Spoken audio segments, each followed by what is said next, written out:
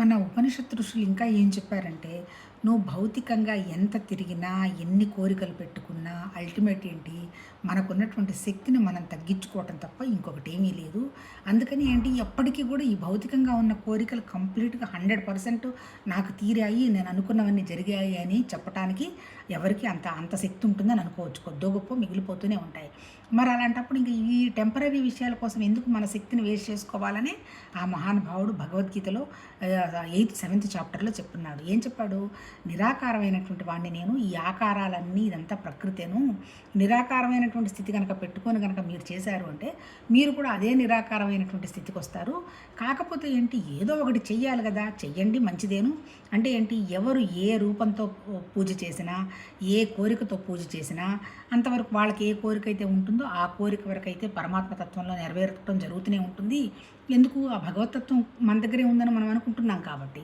కాకపోతే ఏంటి, అల్టిమేట్ ఏంటి, ఈ భౌతికంగా కనపడుతున్నవి ఏవి కూడా ఏ కోరికలైనా సరే జస్ట్ కొన్నాళ్ళు ఉంటాయి, తర్వాత వెళ్ళిపోతాయి. ఎందుకంటే ఆ ఒక్క పరమాత్మ తత్వం అయినటువంటి నిరాకారమైనటువంటి నిశ్శబ్దమైనటువంటి ఆ శక్తి తప్ప ఈ శబ్దంగా కనపడుతున్నవి, రకరకాలుగా కనపడుతున్న 99 కూడా విశేషాలేను.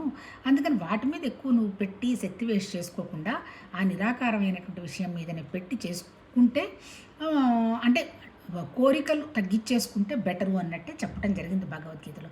అంతే కదా, అన్ని సమస్యలకు మూలం ఏంటి మనకి? కోరిక. అంటే కోరిక కూడా అంటే ఏంది, నాకు ఇది ఇష్టం, దాన్ని మనం దగ్గర పెట్టుకోవటం. అది నాకు ఇష్టం లేదు, తోసేయడం. అంటే ఏంటి, ఈ ఇష్టాల మీదనే మన ఎంటైర్ లైఫ్ ప్రాసెస్ అంతా జరిగిపోతుంది.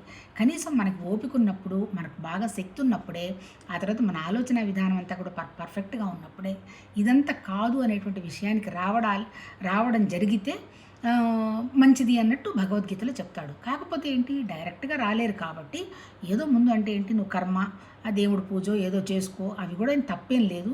కాకపోతే ఏంటంటే వాటిట్లో విరక్తి కలగాలి అంటాడు. ఎన్నాళ్ళు చేయాలి, చేసి చేసి ఏం సాధించాము ఇన్ని సంవత్సరాలు అనేటువంటి ఆలోచన కనుక నీకు వచ్చినప్పుడు అప్పుడు నువ్వు విచారణ చేస్తావు, సత్యం వైపుగా చూస్తావు అన్నట్టు చెప్తూ ఇంకేం చెప్పారు, ఎవరిని ఫోర్స్ చేయొద్దు, వాళ్ళంతటా వాళ్ళని ఏదో గ్రహించుకుంటూ చేసుకొని పోతూ ఉండడమే తప్ప.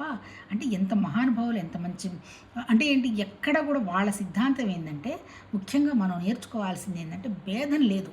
ఇప్పుడు మనమేంటి, వేరే దేశానికి వెళ్తాము, అక్కడ వాళ్ళు వేరు మనం వేరు, మన సంస్కృతి గొప్పది వాళ్ళ సంస్కృతి తక్కువ అని వాళ్ళ సంస్కృతిని మనం అసలు అర్థం చేసుకోవడానికి ప్రయత్నం కూడా చెయ్యం, అక్కడే ఉంటాము. కానీ ఏంటి, మనలో మనమే ఉంటూ మనదేనని మళ్ళీ ఎక్కడికి పోయినా మనవాళ్ళు, మన చుట్టాలు, మన కులము, మన గోత్రం ఇదే గోల పడుతూ ఉంటారు. అది చెప్పల భగవద్గీతలో. అంటే ఏంటి, నువ్వు ఎక్స్పాండ్ కావాలి, అంతా ఒకటే, అక్కడ ఇక్కడ భేదం లేదు అనేటువంటి స్థితికి వెళితే తప్ప